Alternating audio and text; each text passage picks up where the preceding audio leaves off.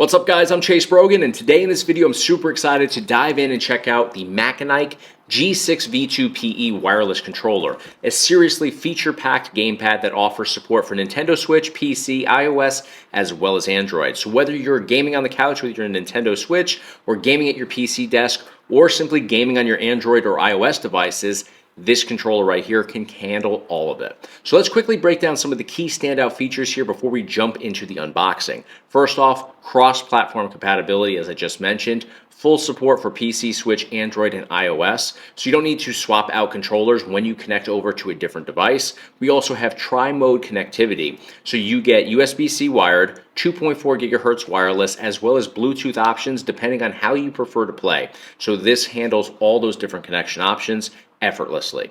We also have high precision controls. This controller uses TMR joysticks, linear TMR triggers, and it gives you far more accuracy and smoother control than your standard gamepad controller, thanks to these amazing features. Now, we also have ultra low latency, so when you actually have the wired connection here, you're going to get 1000 hertz polling rate on here, which is incredible. Another really amazing feature here is that we have customization options here. So we have 4 programmable macro buttons, we have turbo features, and we also have interchangeable ABXY layouts, so you can match a Nintendo Switch controller layout or an Xbox style. Now, beyond those customizations, we also have advanced haptics as well as motion. So we have dual HD vibration motors installed within, as well as 6-axis motion sensing, which is especially useful for Nintendo Switch gameplay. Now, in terms of battery life, we also have a 1200 milliamp hour battery installed inside of our controller, so this is fully rechargeable and is going to last a very long time. So if you're someone who jumps between different platforms, maybe you're playing shooters on your PC, Mario Kart on your Switch, or mobile games on your phone or tablet, this controller can handle literally all of that for you without you having to swap it out for another unit entirely. So we're going to dive into this today. We're going to unbox this, take a look at the layout and design, and of course, check it out for ourselves by diving into some gameplay. Let's see what this offers. All right, guys, here's our box. We're going to go ahead and start opening this up.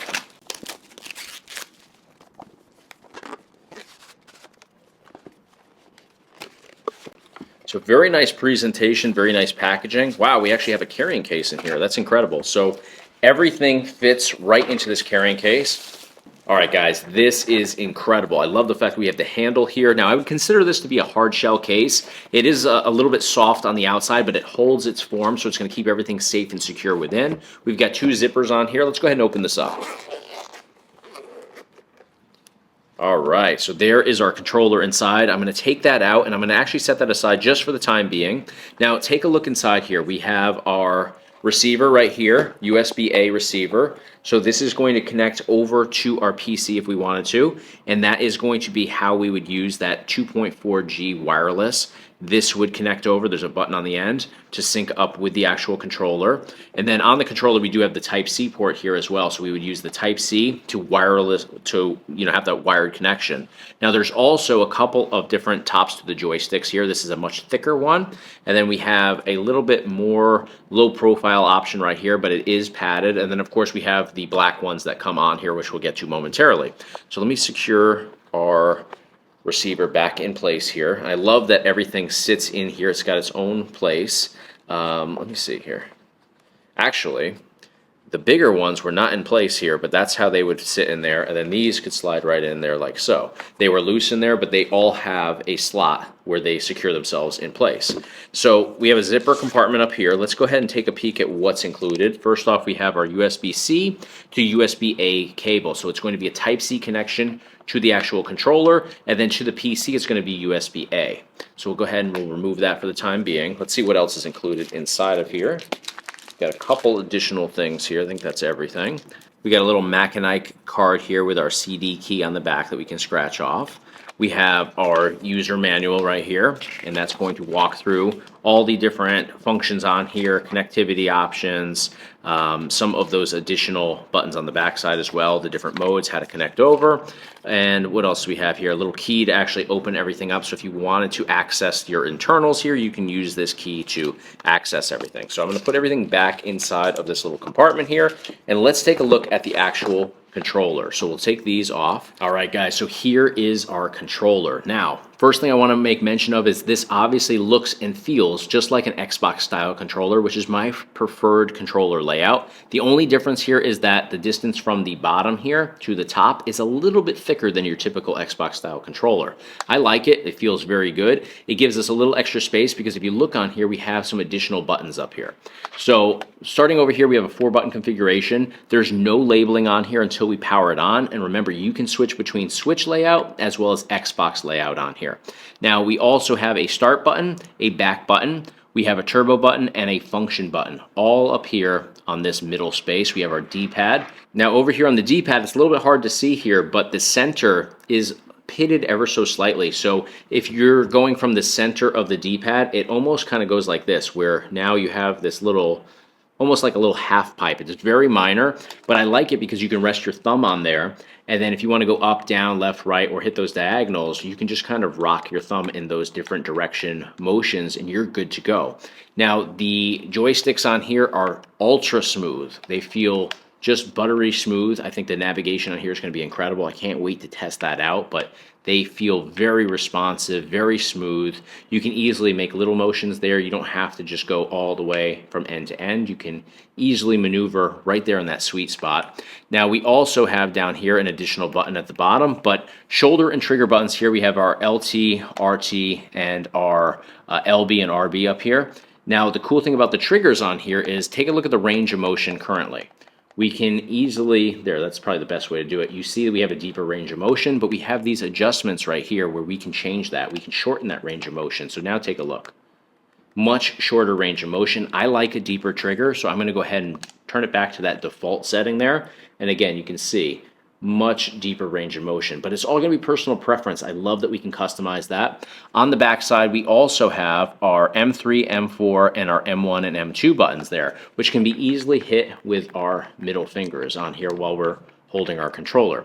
So love what this offers. Now, this is just powered on from me kind of hitting all these different buttons on here, and you can see that we have lights built into the actual controller here that kind of flash and light up and alter their color variations.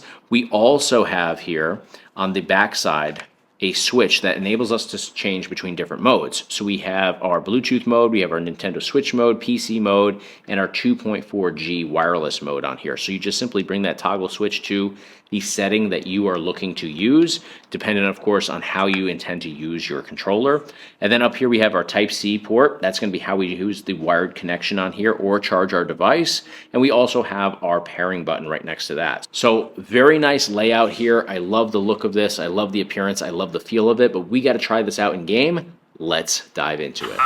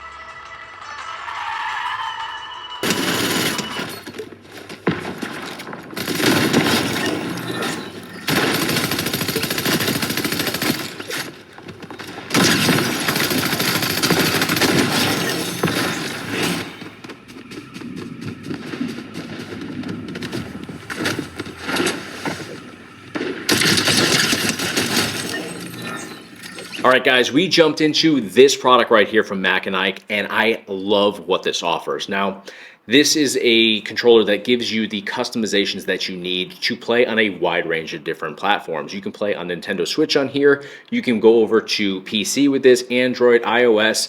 This covers all your bases, all the way down to the fact that you can actually relabel these. So your A, B, X, and Y move locations, because Switch and Xbox are very different there. So you can even customize your triggers on here. You can customize the depth with those two little sliding toggles on the back side here to make the range of motion or the depth of your trigger, when you engage it, to be shorter or deeper, which I definitely like the deeper one there. That's just what I'm used to. I think that is probably going all the way back to like the GameCube days where you had that deep trigger action on there. But love what it offers here. We jumped into some racing games. We jumped into, I think, Cruising World here is what I decided to show here as a demo. And being able to steer, it was incredible using these joysticks here. And of course, you do have inside the case those additional options here where you can get those fatter joystick heads on there if you want to. But I just used the stock ones, and it was incredible. You saw I wasn't overcorrecting or oversteering with Cruising World, which is a game where N64 games, you are typically all over the map with, overcorrecting. At least I am. I always was back in the day on N64. I always hated the joystick on there. But these right here just create a completely different experience. You could see I was precise. I wasn't bouncing off the guardrails or anything like that. So great experience there. We even jumped into Fortnite, and we played this a couple different ways. We played this with the wireless connection as well as the wired connection. And to be honest, I didn't really notice a difference there. Both were super responsive. I didn't feel any lag or delay whatsoever on here. So huge fan of what this offers. Now, this isn't a budget-friendly option necessarily. I think it's a very fair price point. It's $65 at the time of this recording, but it's more of a premium option for you. It's not a $20 gamepad controller, and it doesn't feel like a $20 gamepad controller. I really believe if you play on this, you're never going back to even just a standard stock Switch controller or Xbox controller. This is a night and day difference from the triggers, the buttons, as well as the joysticks here to just the overall feel of this. It feels a little bit taller, as I mentioned. It feels better in my hands. It feels well balanced. It's lightweight, but not too lightweight at the same time. So just a massive fan of what this has to offer. You will be seeing me use this in my videos from now on. Machenike, I have been blown away by in the past, but this option right here kicks it up several tiers from what they've done in the past. So to learn more about this product, click the link in the description of this video. Hit me up in the comments. Let me know what you guys thought of the design and functionality and compatibility of this product right here. Thank you guys for your support. Thanks for watching. I'll see you guys on the next video.